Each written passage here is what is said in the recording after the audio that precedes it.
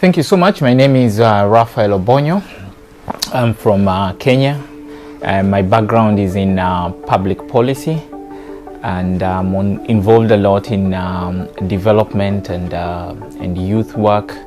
I serve on World Bank Global Coordination Board of Youth and Anti-Corruption.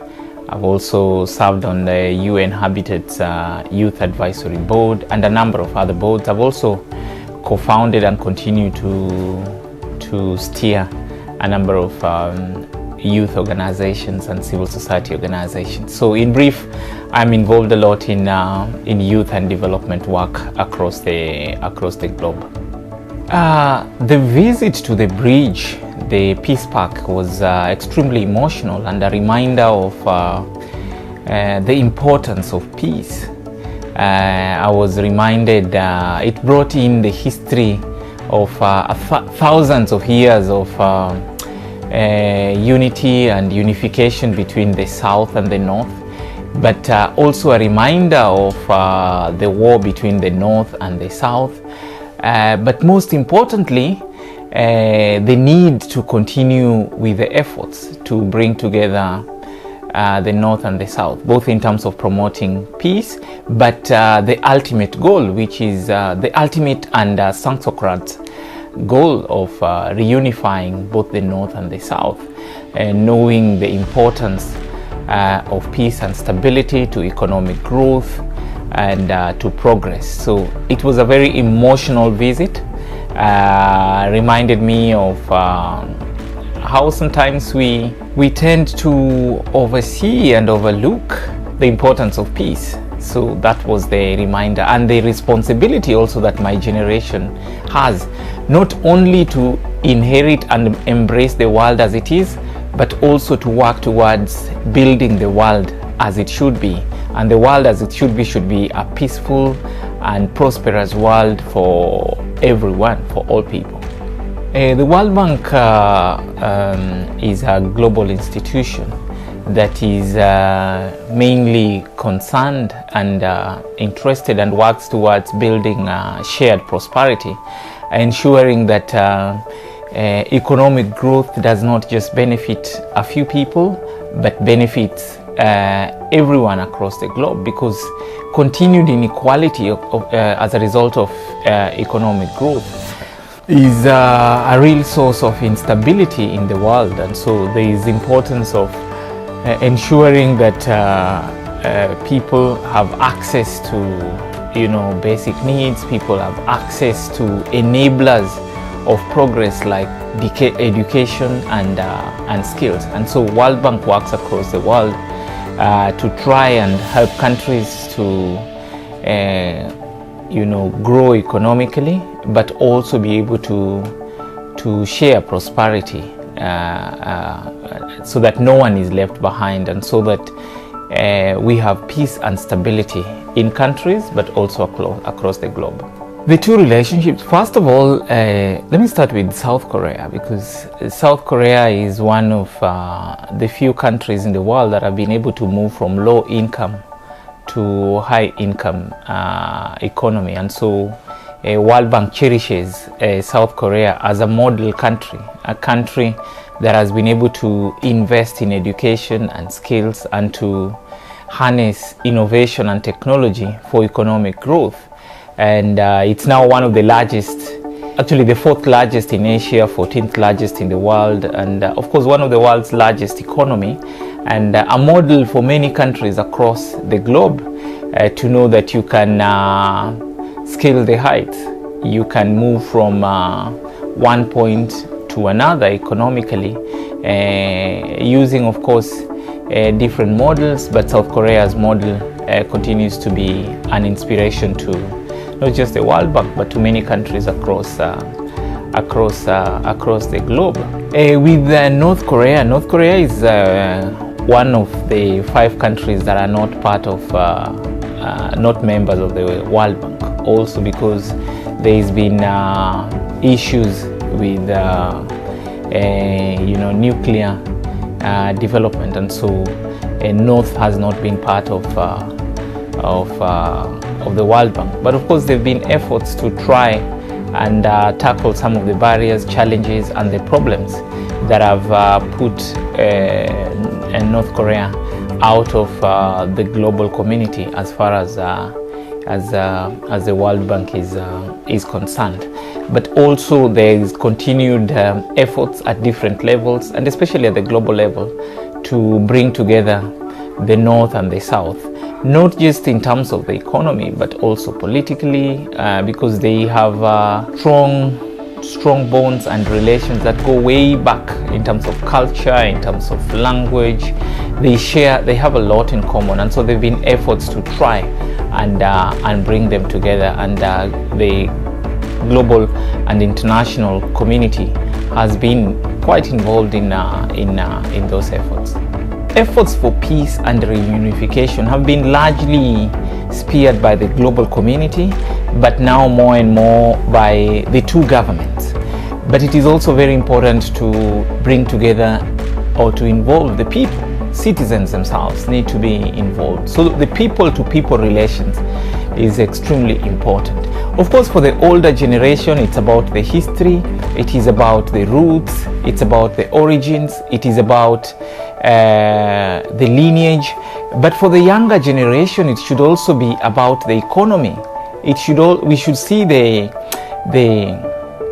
benefits of that reunification would actually bring to us in terms of job opportunities, in terms of shared prosperity, in terms of sharing technology and innovation. And so young people cannot be bystanders. Young people cannot be on the touchlines. Young people cannot sit back and imagine that someone else is going to do the work for them, because establishing peace and ensuring reunification is a tough job. It's not going to be easy after 7 decades of separation and division. It's not going to be easy for these two countries to come together, and so it's not an initiative that can be left to the global community alone. It's not an initiative that can be left to the two governments alone. It is an initiative that requires all of us, and especially young people, because there are benefits to peace, there are benefits for reunification. And our generation, young people, young North Koreans and young South Koreans, are going to benefit more if there is peace and stability, and if this country open up their communications lines, if this country open up and start and continue trading with each other, open up and start working together and working together, there'll be plenty of benefit. My visit today to the Peace Park, I think, reminded me of how we can have a dead end where there's supposed to be a throughway. So we are the generation that is supposed to keep the hope alive, but also keep peace alive and open up this channel for ourselves and for generations that are going to come after us, so that we can grow economically, we can grow and stabilize politically, and also socially, because young people will benefit more if these two countries work together. If there is peace and if they are reunified, there'll be more benefits to the young generation. And so youth themselves must be at the center of these efforts to cultivate peace, but also reunify these two countries. And so youth must use their creativity, must use their energies, must use their dynamism, they must use their enthusiasm, to accelerate these efforts. Of course, there has been attempts and efforts for many years, and it is possible that the older or the adult generation is still thinking so much about the past. Our generation must think about now and the future, and so we are the fuel that is needed to accelerate the efforts for reunification. So let's use our talents, let's use our creativity, let's use our energies, to ensure peace and stability and reunification of both the South and North Korea, so that we can have, of course, this Korean Peninsula again reunited and move in one accord and in one direction. I mean, first of all, these two countries are neighbors, and so they need each other. These two countries share a lot of bonds, language, culture. Over the years, thousands of years, they shared an economy, they shared, I mean, a lot of other stuff. And so it is just reunification will help in terms of realizing the progress that is required, not just in one of the countries, but both countries. You know, now, for example, if you look at South Korea is one of the largest economies in the world. It is said that it is 40 times the size of North Korea. I think it is important that these countries work together so that they can benefit from each other, both in terms of politics, but also in terms of the economy, because they say that, in fact, there's a saying in Africa that the rich man cannot sleep because the poor man is awake and the poor man is hungry.